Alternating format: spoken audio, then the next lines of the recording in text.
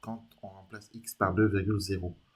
Donc, on pourra écrire ceci. La flèche atteint sa cible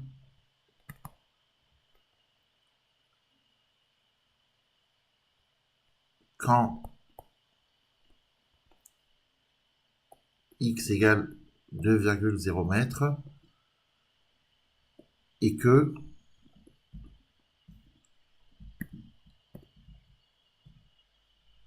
plutôt on va dire que la flèche atteint sa cible lorsque si en remplaçant x par 2,0 mètres, on trouve y égale 2,0 mètres.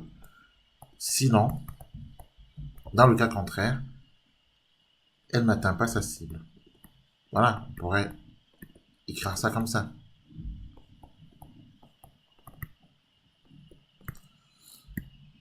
Alors, maintenant, faisons les calculs.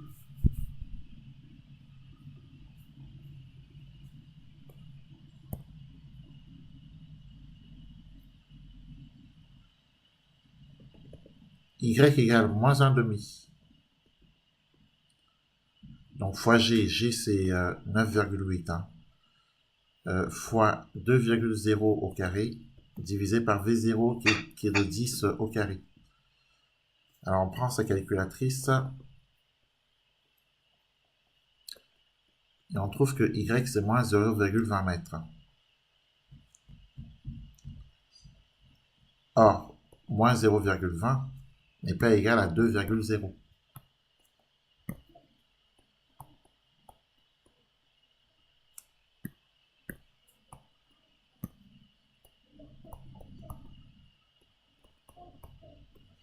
Donc, la flèche ne peut pas, hein, la flèche ne peut pas atteindre sa cible.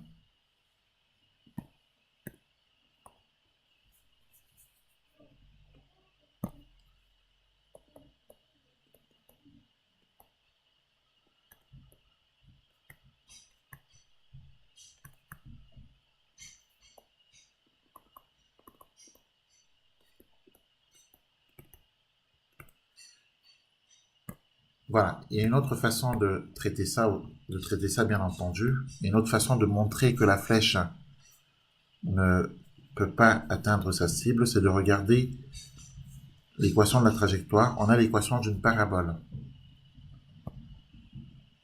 Quand vous regardez l'équation de la trajectoire, c'est l'équation d'une parabole, hein, puisqu'elle est de la forme ax carré. Or, à partir du moment où l'équation de la trajectoire est une parabole, cela signifie que la trajectoire n'est pas rectiligne. Or, la flèche au départ part tout droit. Et si la trajectoire n'est pas rectiligne, hein, puisque ici on a l'équation d'une parabole, bah, c'est suffisant pour dire que la flèche ne maintiendra pas son altitude de 2 mètres.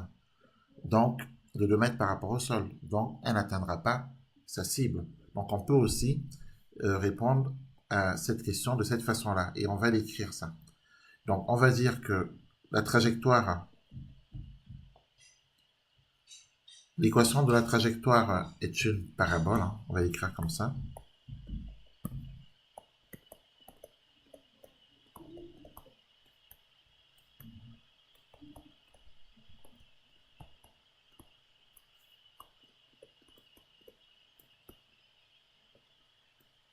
L'équation de la trajectoire est une parabole.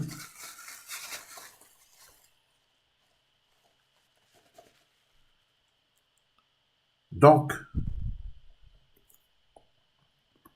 la trajectoire de la fléchette n'est pas rectiligne.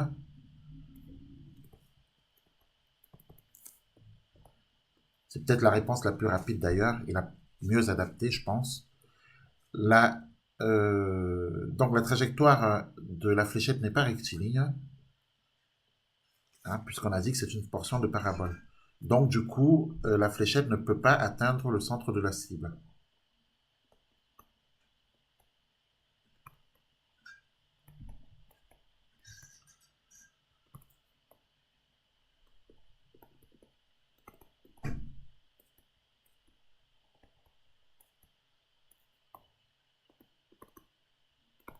Voilà. Et puis, une autre façon de traiter cette question, hein, puisqu'on a plein de possibilités, une autre façon encore de traiter cette question, c'est de regarder les coordonnées du vecteur position, OG,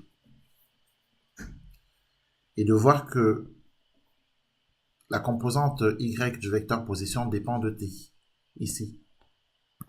La composante y du vecteur position dépend de t, ce qui prouve que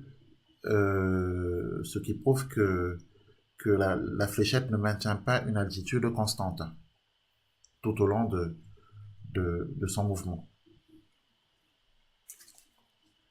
Ce qui prouve que la fléchette ne maintient pas une altitude constante. Donc ça, on peut l'écrire, hein. On peut dire que la composante y du vecteur position OG dépend de t.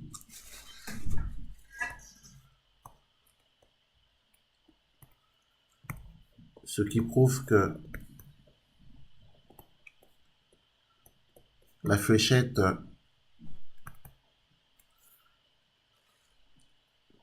ne maintient pas son altitude, son altitude initiale qui est de 2 mètres. Hein.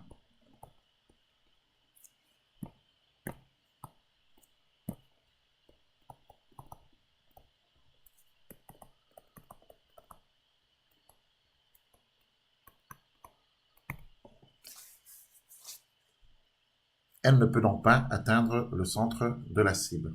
Voilà 3 façons ici de répondre à cette question. Hein.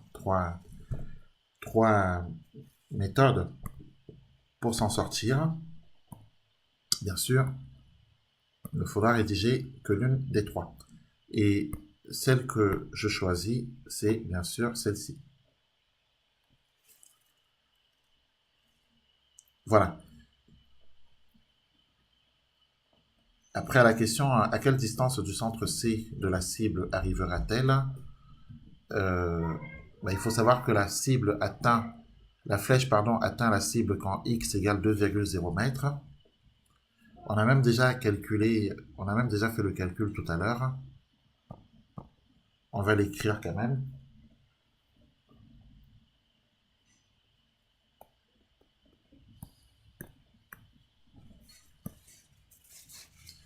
Donc la flèche atteint la cible quand x égale 2,0 m, c'est-à-dire, eh bien, on remplace x par 2,0, c'est ce qu'on a fait tout à l'heure. 2 fois 10 au carré fois 2,0 au carré. On avait trouvé que y égale moins 0,20 mètres. Donc c'est complètement situé en dessous. Le point d'impact est situé à 20 cm au-dessous du centre C. Hein. Ça, on va l'écrire.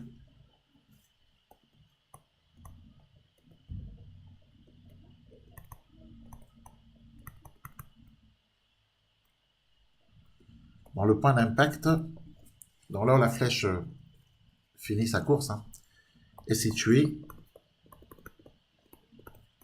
à environ 20 cm, hein, puisque 0,20 mètres c'est 20 cm, au-dessous du centre C, qui est le point dont l'ordonnée est égale à 2,0 mètres. Hein. Voilà, donc on est tout à fait en dessous. Voilà pour cet exercice. Est-ce que vous avez bien compris?